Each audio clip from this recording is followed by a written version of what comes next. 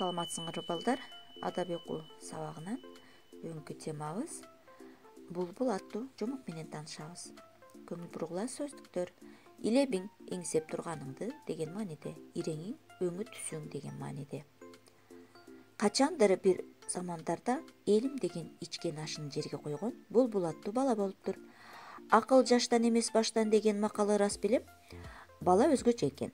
Ал тили чыккандан баштап кобулжуган мукам үнүм болсо, уккандын чери жазылып, кубанычына кубаныч кошулса, жакшынакай күү обондорум ааламдын 6 кабатына жетип, күн санап жаңырып турса деп тилек кылат. Баланын тилеги ак көңүл чынчыл сыйкырчыга жетет. Ошондо ал булбулдун тилегин жакшылап угуп отуруп, мынтип эскерет экен.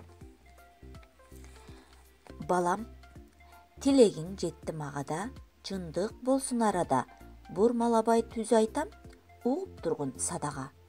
Балам, колумдан келет тилегиң, сезип турам илебиң, чыдайсыңбы наристем, өзгөртөмүн иреңиң.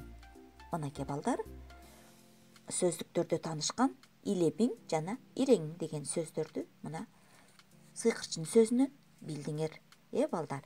Анда көңүл бурабыз дагы тапшырманы алып алабыз. Баланын кандай максаты бар эле? Сыйкырчы балага эмне деп эскертти? Китептен таап, үн чыгарып окугула. Эми сыйкырчынын шартына бала макул болор бекен?